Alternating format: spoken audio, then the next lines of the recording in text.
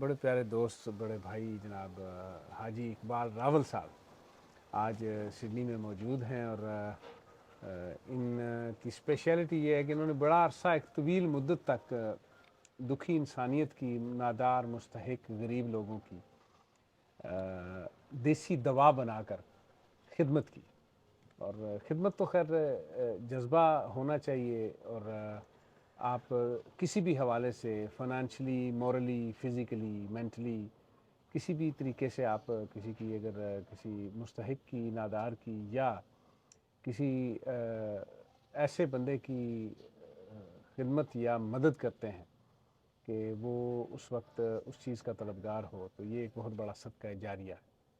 हाजी इकबाल साहब मेरे बड़े दरीना, बड़े प्यारे और बड़े नफीस शफीक दोस्त हैं। और हमारी दोस्ती का, मोहब्बत का ताल्लुक़ जो है वो करीबन 12 साल पे मुहित है।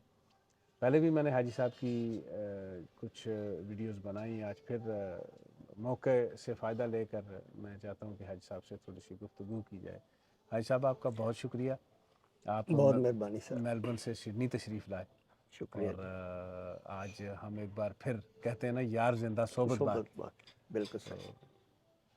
ये बताइए कि आपने एक बड़ी तवील मुद्दत हो गई है आपको पाकिस्तान में जी दवा बनाकर, शुगर का मुझे पता है, उसके बाद हेपेटाइटिस सी, जी उसके बाद अमराज मैदा, जी फिर जिगर और बहुत सी अमराज जो हैं उनकी देसी दवा बनाकर बिला तफरीक बिल्कुल मुफ्त सही। में वो दवा तकसीम करते हैं। जी तो आज अगर हम बात करें थोड़ी सी जिगर के हवाले से, चूँकि मुरगन ग़िज़ाएँ हम लोग बहुत ज़्यादा खाते हैं, तो आप क्या कहना चाहेंगे कि जिगर की सेहत के लिए और जिगर को क्लीन करने के लिए कोई देसी तरीका, कोई खुराक क्या होनी चाहिए? देखिए जी, आजकल जो लोगों का रुझान है ना, वो सिर्फ मीट पे है। यानी उसमें आप गोश्त में आप मटन लगा लें, बीफ लगा लें, चिकन चिकन लगा लगा लें। लें। और उसको जो जिस तरह वो बेक करते हैं ना, उनका भी तरीका बड़ा अजीब किस्म का बन गया है। वो किसी किस्म की कोई परहेज़ करने से भी आ रही हैं। वो ये नहीं देखते कि ये मीट जो है, इसमें ये चीज़ अगर करेंगे या लगाएंगे तो ये बहुत नुकसान करेगी। लेकिन नहीं, बस वो कहते हैं मज़ा आना चाहिए, बाकी ठीक है। और उसके साथ जो उनके दूसरे लवाजमात होते हैं कि सैलड वगैरह, उसको भी इतना वो तरजीह नहीं देते। प्रेफरेंस जो है ना उनका सिर्फ मीट ही है। मीट ही है। तो उसके लिए तो फिर आपको पता है, लीवर जो है उसका अपना एक फंक्शन है। या तो सबसे ज़्यादा इफ़ेक्ट भी यही चीज़ें करती हैं, जो ज़्यादा गोश्त का खाना, मीट का ज़्यादा इस्तेमाल जो है ना, उसमें बहुत ज़्यादा। चूँकि अगर आप मसलन से लीवर ही जो है, उसको भी मुख्तलिफ़ तरीके से पका के आप खाएँ, तो उसमें भी जो वायरस है, उसने तो कहीं नहीं जाना, वो तो वो वही आपके अंदर ही कभी जाएगा। या तो हमने जो बारबेक्यू किए हैं, तो उसमें किसी किस्म की कोई चीज़ छोड़ी भी नहीं है। छेड़ना तो कजा है ना, छेड़ी भी नहीं है। तो बस वो लगे रहते हैं, ये चिकन है जी, ये फलां पोटा है जी, ये है जी, वो है, मसाले लगा खा रहे हैं। और ओवरऑल ये नहीं कि भी यूरोपियन दुनिया में नहीं है या अमेरिका में नहीं है, ऑस्ट्रेलिया में नहीं है, ओवरऑल सारी दुनिया में आप चले जाएँ तो ये लीवर का जो सिलसिला है, हेपेटाइटिस, ये बढ़ रहा है, कम नहीं हो रहा है। कम नहीं होगा। और इसकी मेन वजह जो है मैं वजह जो है ना, ये आपका मुरगन ग़िज़ाएँ। मुरगन ग़िज़ाएँ हैं, और ख़ास तौर पे मीट पे, क्योंकि हमारे यहाँ पोर्क वगैरह नहीं खाते। ये दूसरे साहिबान तो पोर्क भी इसी हिसाब से खाते हैं। उनके सुबह ये उनके लिए पोर्क लैम ही हुआ ना हाँ जी। जी, ब्रेकफास्ट में भी एग के साथ बेकन। हम्म, तो जब एग है तो बेकन साथ आ जाएगा, तो फिर क्या होगा?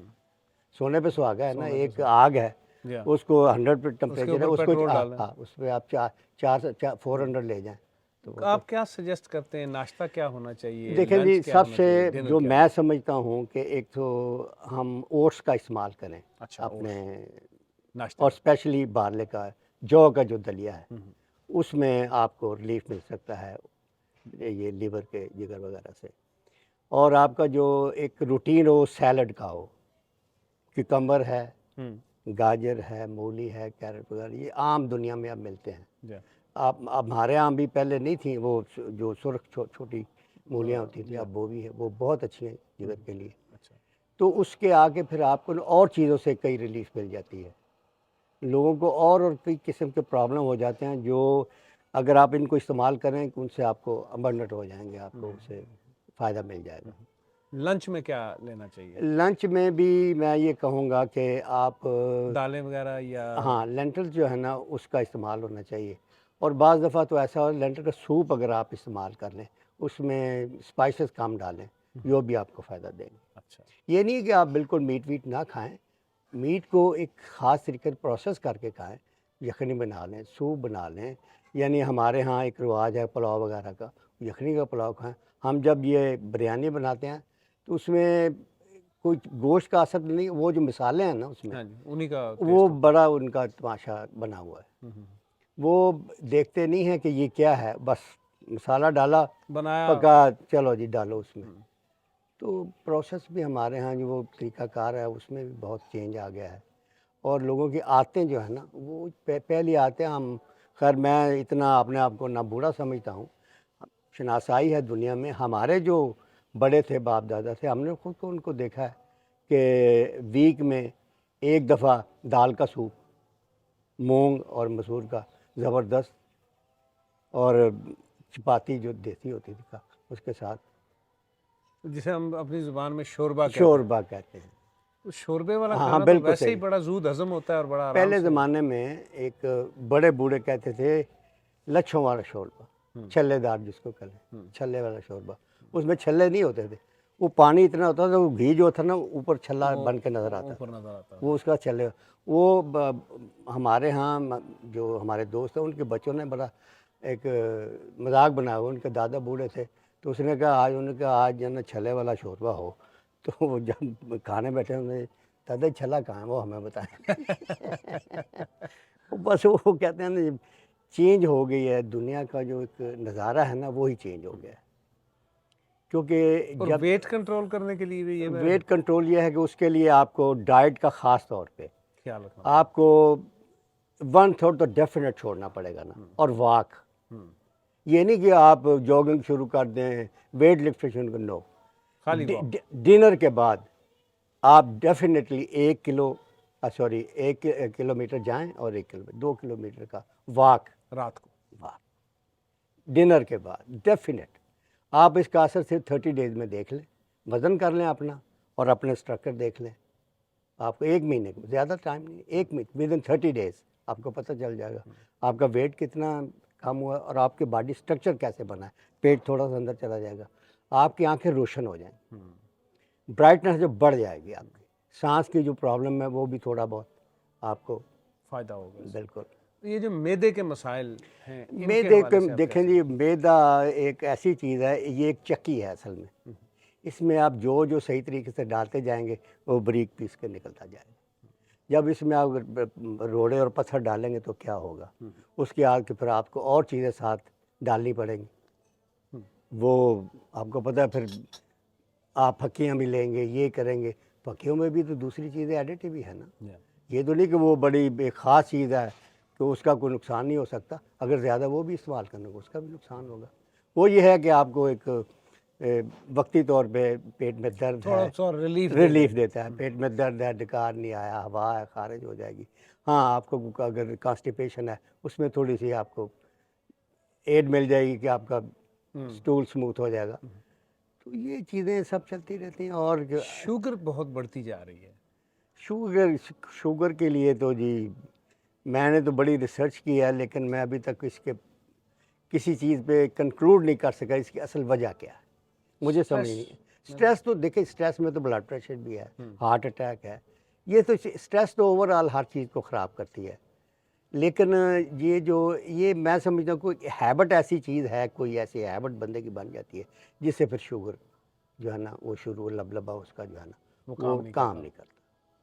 बाज़ का जल्दी हो जाता है, बाज़ का ज़रा देर से होता है। अब ये अंदाज़ा लगाएं कि माशाल्लाह मीठे के खाने मैं का भी ताल्लुक है इससे? मीठे के खाने का इतना तल्लक नहीं है।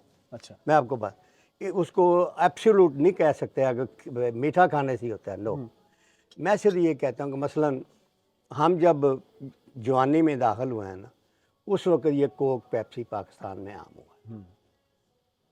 वैसे तो कोक 57 58 में जो मेरे नज़र में आया है, जब हमने देखा है, उससे पहले मेरा ख्याल नहीं था। अब अंदाज़ा ये लगा लें कि कोक हमारा एक समझे कि नेशनल ड्रिंक बन चुका ड्रिंक बन गया है। किसी जगह चले जाए आप, आपने किसी जगह लंच करना है, डिनर करना है, तो बंदे देखते रहते हैं, यार पानी पानी को, तो कहते हैं ये क्या, कहते हैं यार वो कोई सॉफ्ट ड्रिंक, कोक होना चाहिए, पेप्सी होना चाहिए, या दूसरा, चलो दूसरे नाम भी हैं ब्रांड्स के, सोलो है, ये है, स्प्राइट है। तो वो जब तक वो पीते नहीं, उनका खाना ही हजम नहीं होता। कार्बन डाई ऑक्साइड जो है ना, वो ज़ाहिर उसमें डल कार्बन मोनोऑक्साइड बनता है, तो आगे जाके फिर काम करता है। ये इसका मतलब है हम खुद को खुद आदी बना रहे आदि हैं। बना रहे हैं। अगर सिंपल डाइट रखी जाए, सिंपल बिल्कुल। खाना रहे, तो हाजमे में भी सबसे पहले किसी, आप मसलन देखें, हकीम तो के पास तो बहुत लोग कम आते हैं डायबिटीज़ के। जब आप डॉक्टर के पास जाते हैं ना, तो सबसे पहले कहते हैं जी ये आपका जो सॉफ्ट ड्रिंक है ना, ये इसको तो छोड़ो। बिल्कुल बैन है, ये नहीं। हाँ, अगर आप मीठे के शौकीन भी हैं तो उसके लिए शुगर भी अलग ही है। नेचुरल शुगर आजकल आम आ रही है, वो चलती रहती है। लेकिन जो जो शुगर पहले आती थी ना, मोटे वाली, ये उसमें जो एडिटिव शामिल है ना, वो शुगर की असल वजह है। जी हाँ। अब तो शुगर आप हैरान हो जाएंगे। पहले तो परेशान हो जाता बंदा, ये शुगर बनी कैसे है, और महंगी इतनी है, आम बंदा तो अफोर्ड ही नहीं कर सकता। और ये आजकल जो शुगर है, ये है भी गरीब लोगों को। जी हाँ। ये भी होता है ना कि भी एक बीमारी है, चलो किसी गरीब को लग गई तो उसका इलाज भी। आप हमारे नाजरीन को पैगाम क्या देना चाहिए?